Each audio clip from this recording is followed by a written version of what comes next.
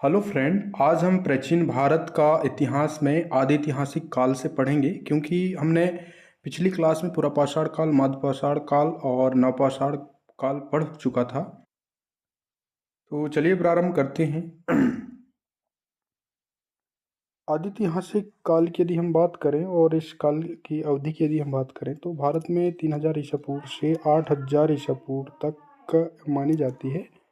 जो इस काल में ताम्र पाषाणिक संस्कृतियां और काशी युग का स्थान दिया गया है, जिसे हम तीन काल में विभाजित करके पढ़ेंगे। पहला ताम्र पाषाणिक काल और दूसरा काशी युग और तीसरा लोह युग। तो चलिए ताम्र पाषाण काल के बारे में पढ़ेंगे। ताम्र पाषाण युग के अंत तक धातुओं का प्रयोग प्रारंभ हो गया था। धातुओं में सबसे पहले तांबा का प्रयोग किया गया। ताम्र पाषाणिक काल में जिनमें पत्थर और तांबे का प्रयोग साथ साथ होता था। यदि तकनीकी दृष्टि से ताम्रपाषाण काल हड़प्पा की कांस्ययुगीन संस्कृति से पूर्व का माना जाता है।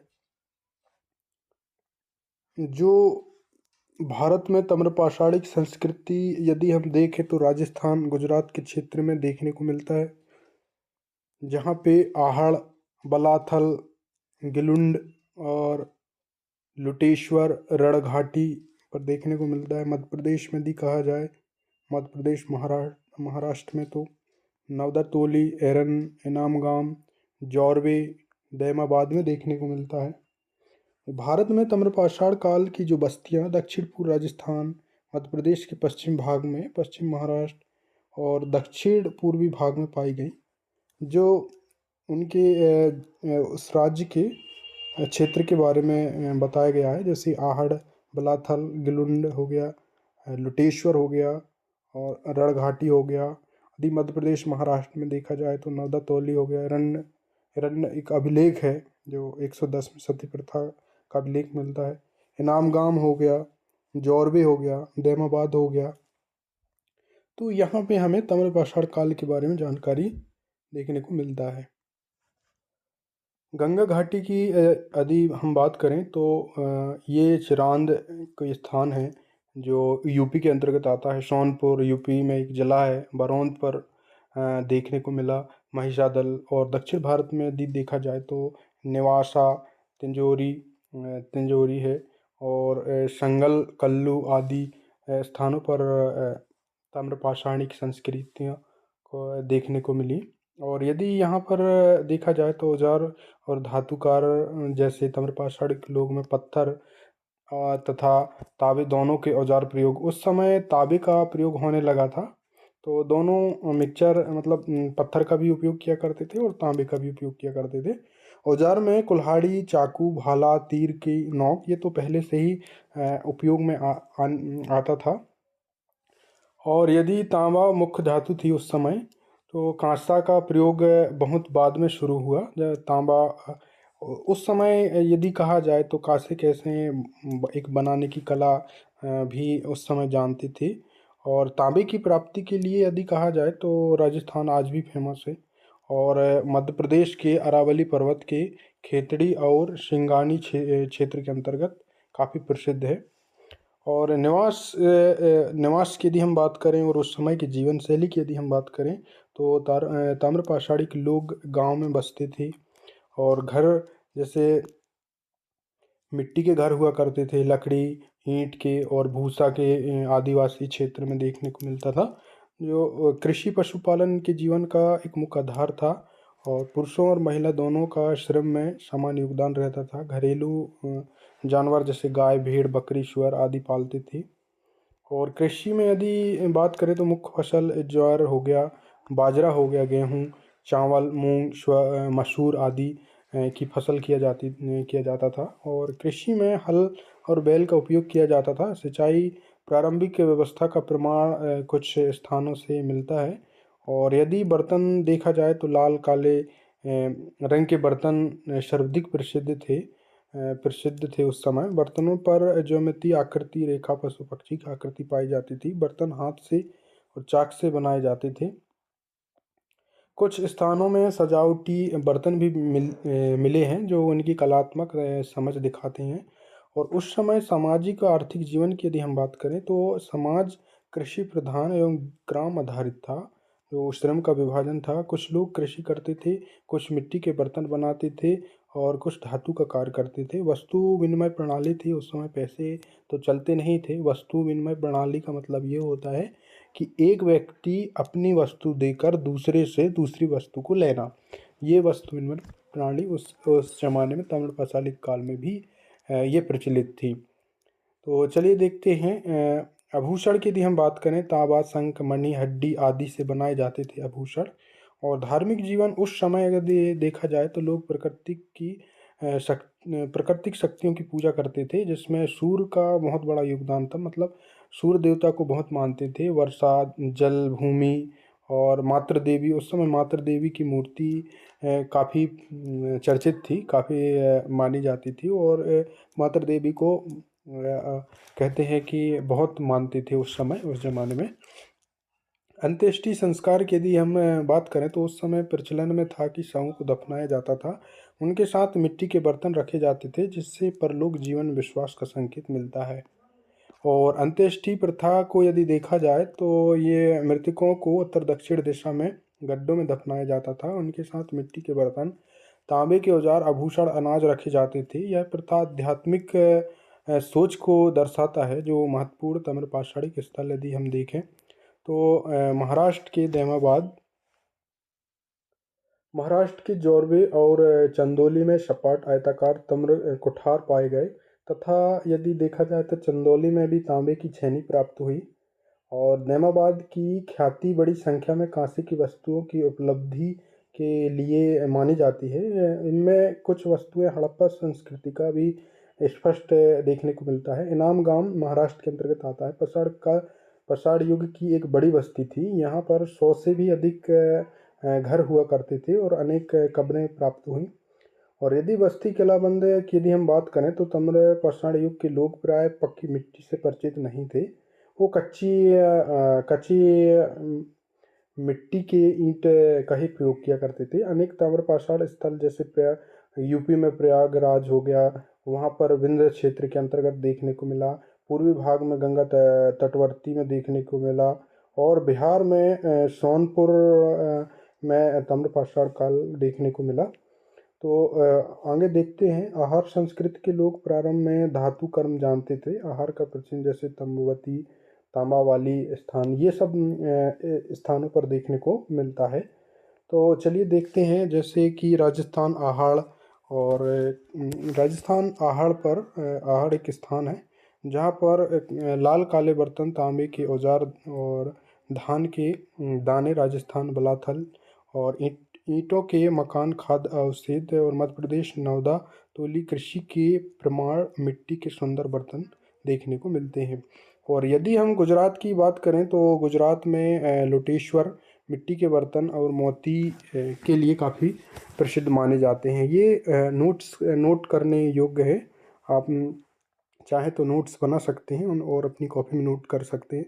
जैसे बिहार में चिरांद हो गया, जो हड्डी के औजार और कृषि के लिए काफ़ी फेमस माने जाते हैं। ताम्रपाषाणी संस्कृतियों के प्रमुख समूह की यदि हम बात करें तो संस्कृत क्षेत्र समय अवधि विशेषकर उस समय 2500 ईसा पूर्व से 1500 ईसा पूर्व मानी जाती है, जो बर्तन धान के प्रमाण देखने को मिलता है। मालवा संस्कृति की यदि हम बात करें तो 2000 से 1400 ईसा पूर्व बर्तन पर चित्रांकन तांबे के औजार से हमें इस एक आइडिया लगता है कि ये समय काल की हैं।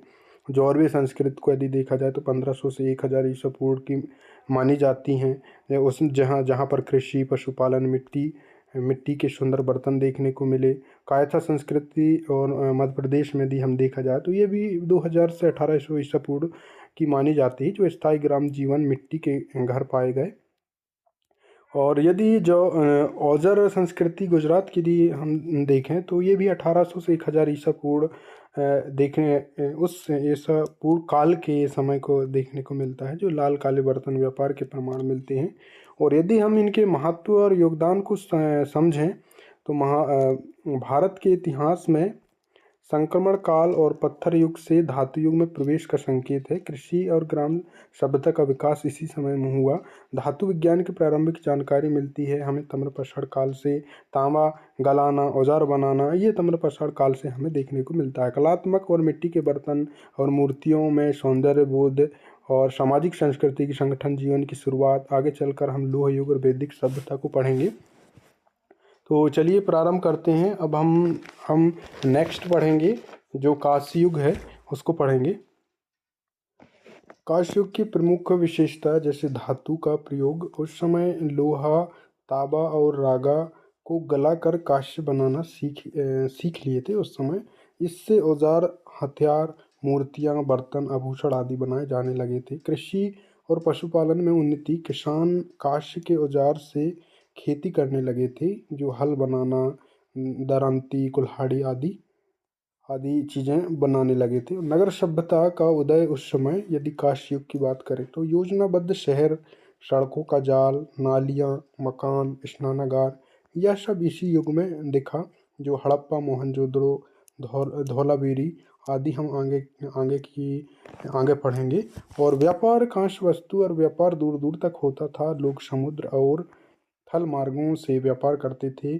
और यदि हड़प्पाई लेखन लिपि, सुमेरियन आदि लिपि की यदि हम बात करें तो उस समय काफ़ी प्रसिद्ध मानी जाती थी।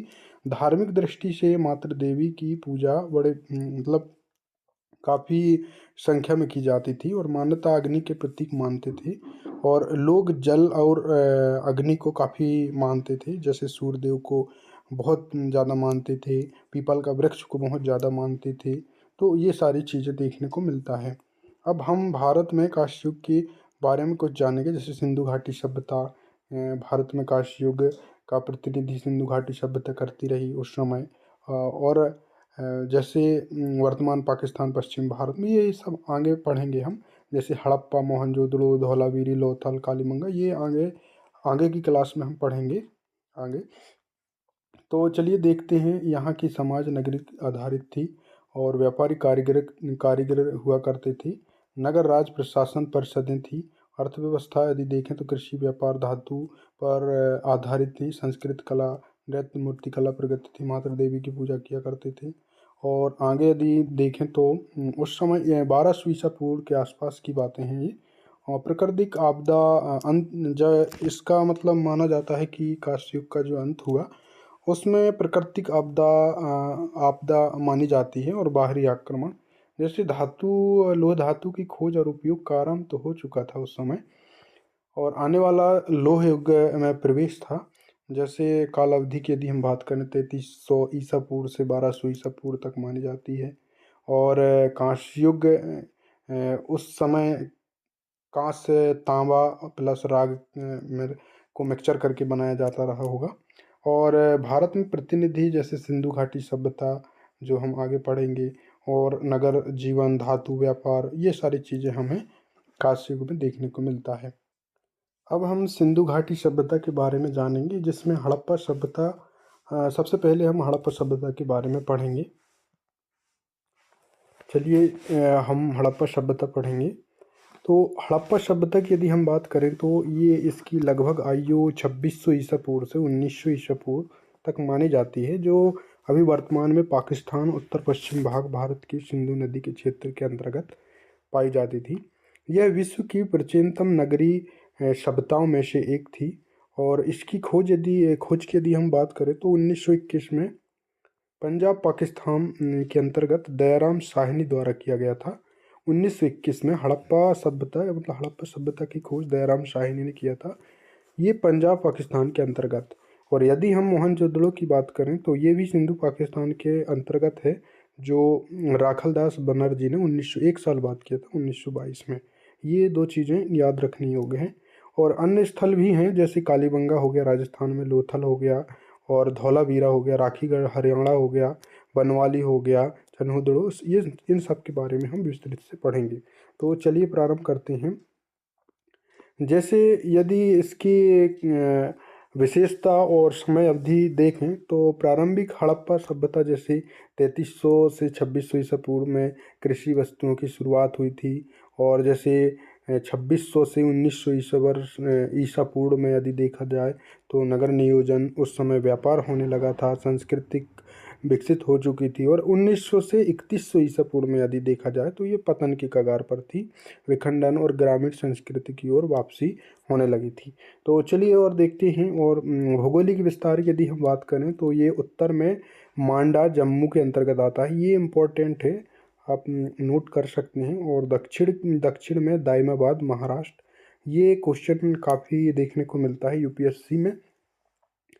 और पूर्व में यदि देखा जाए तो आलमगीरपुर यूपी के अंतर्गत आता है। और पश्चिम में सुतकांगेडोर जो गुजरात के अंतर्गत आता है। ईरान सीमा, ईरान ये है या गुजरात, ये थोड़ा कन्फ्यूज़न है मेरे को।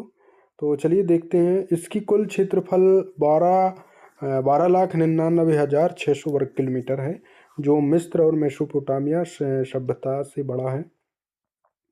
तो इसकी नगर योजना की यदि हम बात करें तो सुनियोजित नगर थी उस समय, यदि कहा जाए तो काफ़ी एडवांस नगर थी, क्योंकि प्रॉपर वहाँ पे नालियाँ हुआ करती थी, जो सभी नालियाँ निकल के एक बड़ी नाली पर मिलती थी। और पूरी यदि कहा जाए तो एक बहुत ही सुंदर नगर व्यवस्था थी उस समय के हिसाब से। तो चलिए देखते हैं। नगर दो भागों में बटे हुए थे। ऊंचा किला का जो भाग था वो प्रशासनिक और धार्मिक केंद्र माना जाता था, और निचला भाग आम जनता के निवास के लिए। मतलब जो ऊंचा किला जो हुआ करता था वहाँ वरिष्ठ लोग रहा करते थे, और नीचे का नगर हुआ करता था वहाँ आम जनता निवास करती थी। मोहनजोदड़ो में महान स्नानागार और धौलावीरा में सबसे बड़ी नियोजन नगर पाई गई, जो और लोथल में कृत्रिम गोदाम और बंदरगाह पाया गया। और यदि हम आर्थिक जीवन की बात करें तो गेहूँ, जौ, तिल, कपास, खजूर के देखने को मिले, मुख्य फसल देखने को मिले। कपास की खेती का विश्व का पहला प्रमाण देखने को मिलता है। कालीबंगा से हल चलाने के निशान मिले हैं, आज भी हमें वहाँ पहले की जानकारी मिलती है। और गाय, बैल, भेड़, बकरी, ऊँट, हाथी प्रमुख उस समय के प्रमुख ये पशु थे। घोड़े के प्रमाण नहीं मिलते यदि कहा जाए तो, ये थोड़ा नोट करने योग्य। हड़प्पा सभ्यता में घोड़े के प्रमाण नहीं देखने को मिलते। और उद्योग की यदि हम बात करें तो उस समय धातु उद्योग जैसे तांबा, कांसा, सोना, चांदी, शीशा हुआ करते थे। मन के आभूषण, मिट्टी के बर्तन, खिलौने आदि का निर्माण। धौलावीरा और लोथल शिल्प एवं व्यापार के केंद्र माने जाते थे। और व्यापार, स्थानीय विदेशी व्यापार विशेषकर मेसोपोटामिया से आया करते थे, मिस्र से आया करते थे। एक सभ्यता से दूसरी सभ्यता में विदेशी व्यापार वस्तु विनिमय प्रणाली के द्वारा किया जाता था। जैसे मुद्रा प्रणाली नहीं थी, वस्तु विनिमय प्रणाली हुआ करती थी। व्यापार हेतु मुद्राएं का प्रयोग होती थी, जिसमें सोने का, तांबा का मुद्राएं चलती थी। समाज वर्गीकृत था, श्रम विभाजन के प्रमाण। घरों में स्नान घर हुआ करते थे, नालियाँ स्वच्छता पर विशेष ध्यान दिया जाता था उस समय भी। और पुरुषों और महिलाओं में आभूषण प्रचलित जैसे सोना, चांदी, तांबा, मनके के हुआ करते थे। मनोरंजन के लिए पासे प्राप्त हुए हैं, पासे खेला करते थे। मिट्टी के खिलौने प्राप्त हुए हैं। संगीत, अगर धार्मिक दृष्टि से अगर देखा जाए तो हमने पहले भी पढ़े हैं, मातृ देवी की पूजा होती थी, भगवान सूर्य की। और पीपल का वृक्ष को मानते थे महादेव, पशुपति महादेव। जैसी मुद्रा में योगासन के व्यक्ति, चारों ओर पशु की आकृति हमें देखने को मिला है। और पीपल का वृक्ष, बेल, सर्प आदि, इन सब के पूजा की जाती थी। मृत संस्कार जैसे दफनाए, दाह संस्कार के प्रमाण मिलते हैं। मंदिर नहीं मिले, पर धार्मिक प्रतीक और मूर्तियाँ देखने को मिली हैं। कला संस्कृति की यदि हम बात करें तो कांस्य युग नाचती हुई लड़की मोहनजोदड़ो से प्राप्त हुआ है। ये थोड़ा इम्पोर्टेंट है। नाचती हुई लड़की कहाँ से प्राप्त हुआ है? मोहनजोदड़ो से। पुरोहित राजा की मूर्ति जो मोहनजोदड़ो से प्राप्त हुई है। मिट्टी की मूर्ति, आभूषण, सील, चित्रकारी, उत्कृष्ट कलात्मक। वहाँ उस समय भी काफ़ी यदि कहा जाए तो एडवांस कलाकृतियाँ हुआ करती थी उस समय के हिसाब से। चित्रलिपि अब तक अपठनीय है, जो उस समय की जो लिखी हरा हैं वो अभी तक यदि कहा जाए तो उतना पढ़ने में असक्षम है अभी। लेखन, ताम्रपात्र, मिट्टी की सील, पत्थरों पर पाए गए प्रशासन प्रशासन जैसे केंद्रीकृत शासन का संकेत, सामान्य नगर नियोजन, निर्माण शैली, संबद्ध राज्य व्यवस्था, नगर राज्य प्रणाली थी, व्यापार नगर व्यवस्था नियंत्रित करने वाली संस्था रही, पुरोहित राजा की मूर्ति सत्ता के धार्मिक पहलू का संकेत देती है।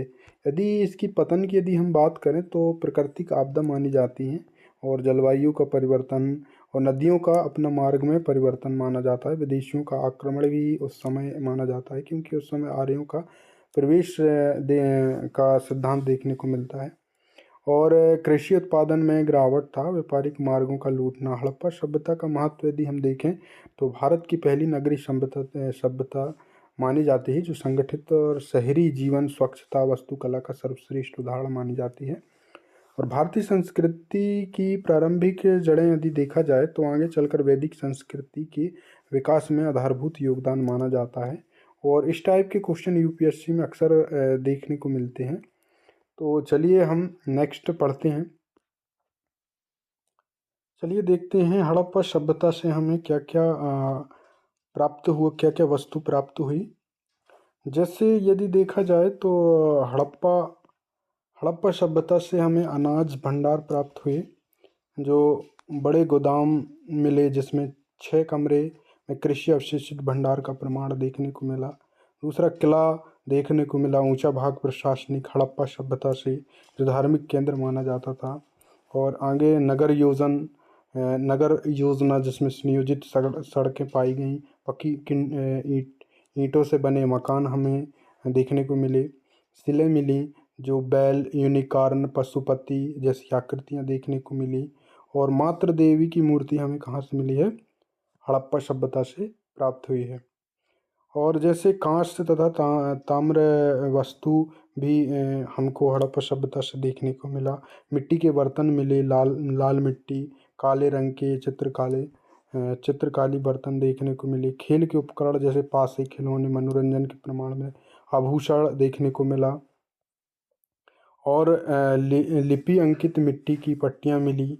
और यदि कहा जाए तो हड़प्पा सभ्यता से हमें उतना इम्पोर्टेंट चीज़ तो देखने को नहीं मिली।